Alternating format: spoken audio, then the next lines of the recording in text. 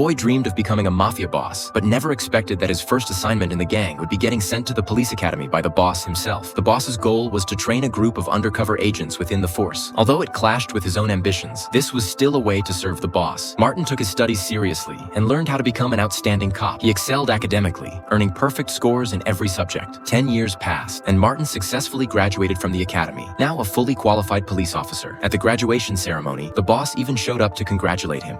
School's out. Thank you, Frank. You earned it. Martin had just started his job when he was informed by his superiors of a major operation happening that very night. A showdown between undercovers was about to unfold. The head of a drug trafficking ring was scheduled to meet with a buyer from Hong Kong in 1 hour. Fortunately, the police had already received a tip-off and installed surveillance cameras around the factory. Now all they needed was to catch them red-handed. Martin started to panic, but managed to find a way to notify his godfather. Hi, Dad. Yes. Something big came up at work. I'm not gonna be home for supper.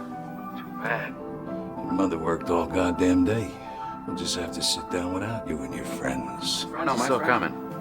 As a supervisor approached, Martin smoothly spoke into the phone to his father, saying he wouldn't be coming home for dinner with his friend tonight. The boss got the hint and replied, "Well, the food's already made, so we might as well eat," signaling his decision to go through with the deal. In this way, Martin passed the critical intel to the boss, but then the police revised their plan. They would use facial recognition through the surveillance footage, then track the suspect's phones to coordinate arrests. Martin had no choice but to take another risk. He slowly reached into his pocket. The boss was the first to appear on camera and had just received Martin's message. Realizing he was being watched, the boss immediately ordered his crew to turn off all their phones. He wasn't about to walk away from that much money. The police noticed something was off, but detected one phone still active. The police chief soon received intelligence from their own undercover agent. Buyers are there. Direct contact with your guys would have its advantages. Not to my guy.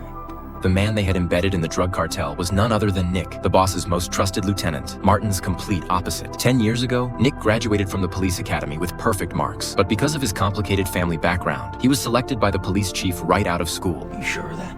I'm sure of that. The Commonwealth, this is your chance. I need you, pal. Though deeply resentful, Nick ultimately followed orders. The chief gave him a starting fund, but since his academy history couldn't be erased, Nick had to build a criminal record. He was subsequently expelled from the force and imprisoned. It wasn't until his 5th year behind bars that he was paroled. Even then, he was required to attend court-mandated counseling sessions weekly. To successfully infiltrate the gang, Nick's first move after getting out was to reconnect with his aunt, but the real aim was to get close to his cousin. Like 30,000 bucks, right? Insurance money? You know, after my mother passed and everything? Yeah. No line of work if I gave you, like what, say 10,000? What could I get back?